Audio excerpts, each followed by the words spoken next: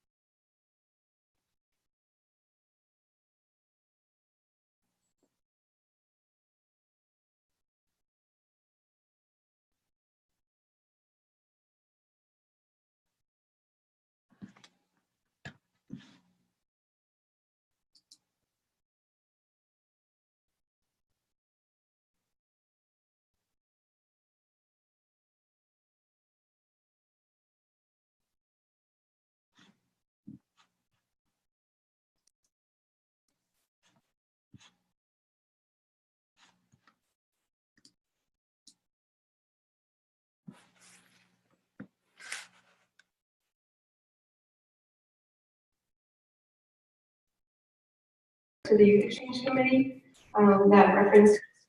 Okay, sorry, we're going to start that again. I was wondering if I was the only one who couldn't hear it. Coordinator Scott. Okay, sorry about that. I had myself on mute, so that's a problem if you want to play a video. So we're going to do this again. So. The past Youth Exchange Coordinator Scott Reynolds, I know he wrote to the Youth Exchange Committee that referenced the 3 students, including myself, who were outbound that year. He said, "But think about it for a minute. This is really why we as Rotarians grow into Rotary, especially on the international level. These 3 young ladies are having the experience of a lifetime that they will always remember.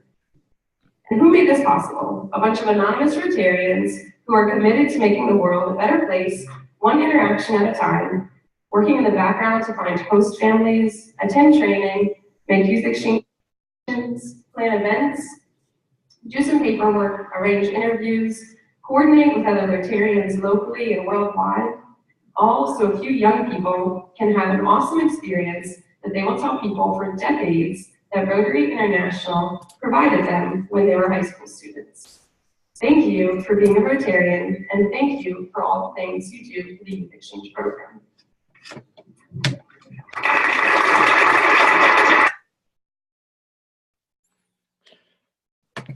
So a couple of things that I want to point out about that video. Gian mentioned the jacket, and you can see all three of our young people there have their jackets. The boy on the left is from France, and for some reason they prefer the different blue color jacket. But those jackets are very much the visual image of Rotary Youth Exchange, and these young people will fill those jackets up over the course of their exchange year with friendship pins that they trade with other students. The other thing that I want to make sure that you got out of that video was Colleen was talking about anonymous Rotarians who do, they arrange meetings and they help fill out forms and they do interviews and this and that and the other. There is, and I'm not going to lie, there's a lot of work involved in youth exchange, whether it's on the outbound side, helping these young people prepare to go on an exchange, or whether it's working with them while they're here from another country during the year. And so what we have tried very hard to do, especially over the last 2 years, is to grow our committee and more hands make light work. And so that's what we're hoping to continue to do, is to grow our committee and share duties and responsibilities, and it'll make a whole lot more fun. And quite frankly, the young people that participate in the program will get to know more Rotarians and build better relationships with more people that will benefit them in the long run. But just to correct one thing that Eve was talking about, I'm actually not the chairperson for our committee. Scott Reynolds, who you heard Colleen mention, is our chairman again this year, and my role is to work as the district trainer. So I work with the inbound students, and I work with the outbound students, and I get to work with host families and club counselors and a whole, lots of folks that are involved in the program. I'll get to work with in one capacity or another. But what I wanted you to get out of Colleen's comments were that there is a lot of work that goes into it, and sometimes a lot of it is grunt work and detail work, but the payoff is enormous. Particularly, and we get to spend more time with our inbound students than we do with our outbound students, because we put the outbounds on a plane and tell them we'll see them next year. But for these inbound students, we get to spend the year with them. And one of the things that we do is try to have activities for them about once a month, so that they have an opportunity to get to know us and vice versa. And we also gives us an opportunity to bring all of our exchange students together, and they get to spend time with each other, which we've learned over the years is one of the things that they really, really like to do. So we try to give them as many opportunities to be together as we can. And as you can imagine, we have 5 inbound students in our district this year, and they're spread out. We've got one in Durham, we've got one in Oxford, we've got one in Cary, one in Raleigh, and I'm drawing a blank on where the 5th one is. But the point is, they in a typical day they wouldn't see each other, and so the opportunity to do things together is important to them, and it's important to us. And so last Saturday we spent, or last Sunday I guess it was, we spent Sunday afternoon in Raleigh, and we have developed a scavenger hunt, and we had the students all over downtown Raleigh. They had to find the statue of Sir Walter Raleigh, and they had to find the Krispy Kreme, which magically they all found really easily. And so we spent the afternoon just sort of letting them learn about Raleigh that way. And we probably had, including the students, we probably had 25 or 30 people there with them. That includes families and the whole group. Can y'all hear me? Yes. Okay, I just want to make sure. I saw a little mute sign on the bottom of my screen, and I was starting to freak out. So I'm not a tech guy, so I'm sorry. So at any rate, we try to have those activities on a regular basis, and it gives us an opportunity to spend time with students and for them to spend time with us. And so, Eve, if I can get back to my PowerPoint, let's see, I can just go to that and share. Let's see. Okay, I have lost my share. Oh, here we go. Share screen. I'm sorry. No, you're fine. I know these transitions are a little tricky, so okay. All right, so I hope everybody can see this slide. So, okay. All right. So there are two major aspects to our program. One is the long-term program where students leave here in August and they return in June or July, and they're gone for basically the entire school year. The other piece of that program is a short-term exchange, and this is generally a summertime exchange, and students will exchange. It's basically like a family-to-family exchange. So I might send my children to my daughter to the Marion household, and she'll spend 3 or 4 weeks with the Marions, and then Georgia and my daughter will get on the airplane and fly back to Roxborough, and they'll spend 3 or 4 weeks here. And so, so that's the short-term exchange, and it's generally easier for us to administer and take care of, and it's also less expensive for the families that are involved. And it's also a really, really good way for a student who has some doubts about whether or not they really want to be away from mom and dad for 9 or 10 months. It gives them a really good opportunity to sort of test the waters and spend 3 or 4 weeks away with another family in the foreign environment and that sort of thing. And so so that's been a really good piece of it. And so and I'm going to spend most of my time tonight talking about the long-term exchange. And so for our clubs, and your E-Club is fully entitled to do all these things that we're going to talk about. But what our district needs in the worst way are students who are interested in taking these exchanges. So students from Durham, students from Roxborough, students from Lillington or wherever. We want to find students here who are interested in taking the exchange. And the exchange is open for high school students who are between 15 and 18. And that does include, in some cases, what we call that gap year. So those students that Gian was talking about that may graduate in June and they want to delay the start of college for a year, they can take an exchange. And then they come back and they begin college basically a year after they normally would have. But what we need are Rotarians and clubs that are willing to find local students and talk to them and encourage them to participate. I've already heard you all talk about the opportunities to visit schools. So, that's a great way to recruit folks, but we want you to help us recruit students. And then we want your club to sponsor a student. And so we'll talk a little bit about what it means to sponsor a student. We've already talked about seeking the applicants. This is, and Gian probably is familiar with this from her experience, and Eve is probably familiar with this from Georgia's experience, but the process starts a long time before you're going to go abroad. And it's just simply a time-consuming, long process.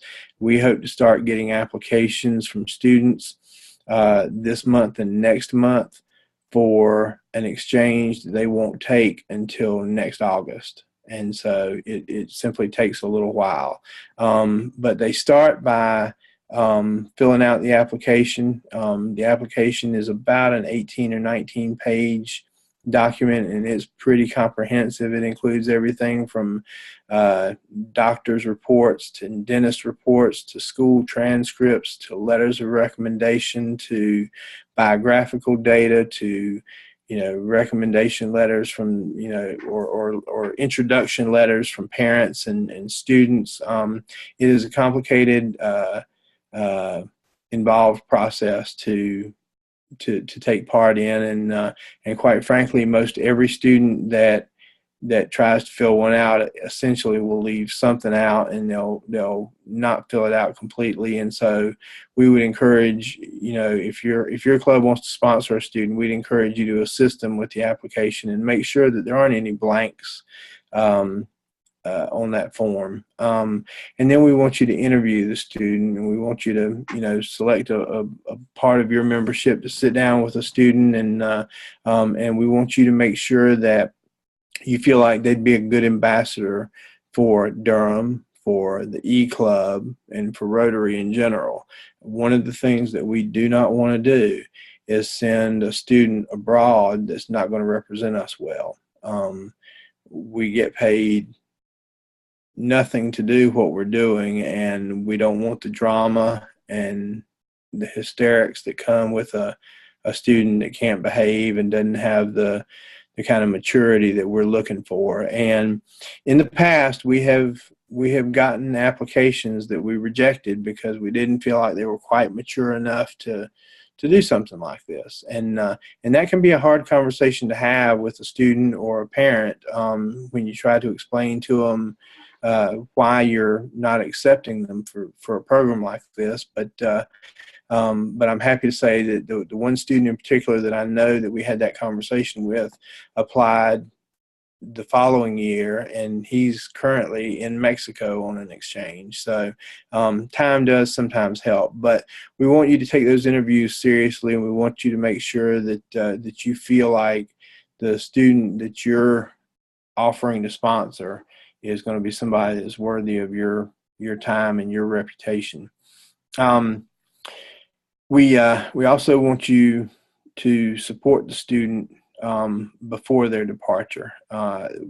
They will be accepted into the program if everything works normally and smoothly. They will generally be accepted into the program in December, and they will know by late December or early January what country they're going to be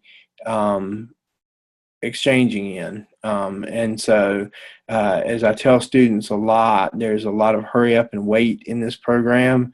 And if we have a club that is doing a really good job sponsoring a student, then that student is going to be in touch with you guys or whoever your point person is, and they're going to be asking questions. When am I going to hear, or what do I need to do with this form, or where am I supposed to send this document, or just a million questions that they might ask. But we want you to support the student before they depart. Sometimes that support can come in the form of helping them learn a language. I know we've had clubs in the past that bought copies of Rosetta Stone to help their student learn to speak the language of the country that they were going to exchange in.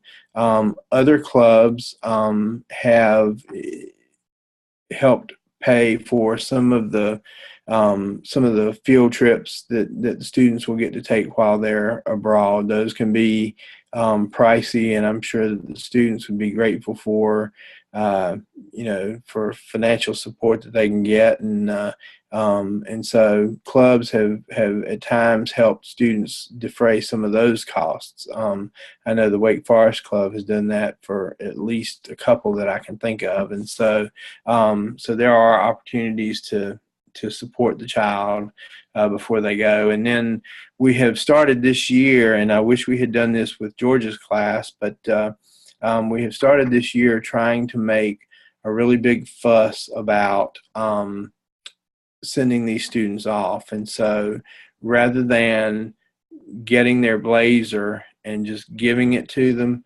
we come to the sponsor club's Rotary meeting, and we make a big to-do out of, putting the jacket on them and putting their first friendship pin on them, and giving them, their youth exchange business cards and their, there's a whole bag full of things that they get as part of their exchange that they'll use during the year that they're away. So we'll figure out how to do that with the E-Club, and we'll send the student you sponsor to one of your homes, sort of the way the mayor has done, and they can join us that way. But we want you to support them before they leave, because it's an exciting and it's a nerve-wracking time for them. And then the other thing that we encourage you to do is to keep up with them during the exchange. Some of these students blog, and they do a pretty good job of it. Some of them blog and they do it for about 3 weeks, and then they get excited and things get busy and they don't ever blog again. But we do want to try to stay in communication with them. There is a reporting system that they have to adhere to, but we want to encourage your club to keep up with students' adventures during the year. It's really remarkable, regardless of what country they exchange in. It's really remarkable the things that they'll do and the opportunities that they'll have. A little bit about how to host a student. What we ask of our clubs is that if you sponsor a student, you be willing to host a student. And so there are a few things that we ask each one of those host clubs to do. We want you to appoint someone in your club to be the club counselor. That's basically the point person to whom the student can go if they have a problem or a question or a need. We also ask the host clubs to seek out and vet host families. We want to make sure that we're very particular about the families that we put our students with, and make sure that they're in good environments and in places where they'll have some opportunities to really experience what it's like to be an American kid.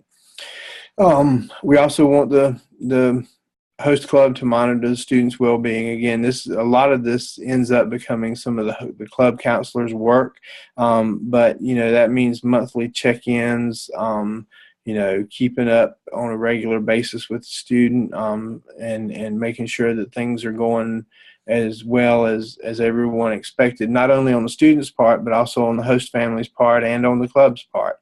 And we want you all to involve the student in club activities. So if you as a club were going to go to the run for water, then or the walk for water, then that's a great opportunity to take these students to a Rotary event. In fact, I think a couple of years in a row we've had our inbound students at that event over in Cary. We also ask that you send the student to the district conference. You saw the video earlier. That was from our last district conference. We really want to make sure that they see how active Rotary is in this area. And quite frankly, from a really selfish standpoint, we want to market this program. We want to let as many Rotarians know what youth exchange is as we possibly can. And when they'll give us 20 minutes on stage in front of a plenary session at the district conference, that's the best advertising that we can do, to let those students get up there and speak to the entire group. And then the last thing is simply to provide a monthly stipend.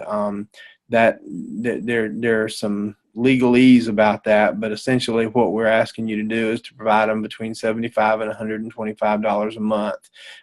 Most clubs generally will give them $100 a month, and that's just walking around money, so that if they want to go to the Jordan High School football game on Friday night, they don't have to ask their host mom and dad for $7 for the ticket, or $5 for popcorn and a drink, or that sort of thing. It gives them some walking around money to do some things a little bit independently. And so, I will tell you that of all of these things, the thing that is the most challenging and the most difficult is simply seeking out and vetting host families. And I'll be honest with you, that has caught me off guard over the years. I would have thought that would have been the easiest thing, because I would have thought that everybody would love to have opened their home to a 16-year-old from a foreign country for 3 months. But that is oftentimes the biggest challenge. And doing some of the things that you're talking about, Gian, in terms of visiting schools, that's a great way to find host families too. Be involved with the Interact clubs that you sponsor or that you're involved with, and let them know, that they have that opportunity. And I'm trying to run through here really fast. This is a group of students from about 3 or 4 years ago. This is a group that was in Argentina. The tall boy on the left in the blue shirt was one of our students, and he spent his year there. Not Argentina, but Venezuela. I'm sorry. And you can just look at the flags and see how many different nationalities this boy has had a chance to spend a year with, and that is very much the experience that our students have when they go abroad, and very much the experience that our kids have when they come here, and you hear me calling them all our kids because they very much are, they feel like our kids. But this is a remarkable, eye-opening opportunity for these young people. Just real quick, and I hope that this will save on your YouTube presentation. You can refer to it, but there are contact emails for our chairperson. Mike Giancola is with the West Raleigh Club. He's our inbound coordinator. Jim Harrington is with the Cartar Club. He's our outbound coordinator, and then Jessica Garcia is with the Carrie McGregor Club, and she is our short-term coordinator. So she works with that program that happens in the summertime. So I was supposed to stop a minute ago and shut up and ask if there are questions. So let me do that. Thank you so much, Johnny. We really appreciate that. It is, I can vouch for the fact that this is a fantastic program and opportunity. If everyone wants to unmute and you can ask a few questions.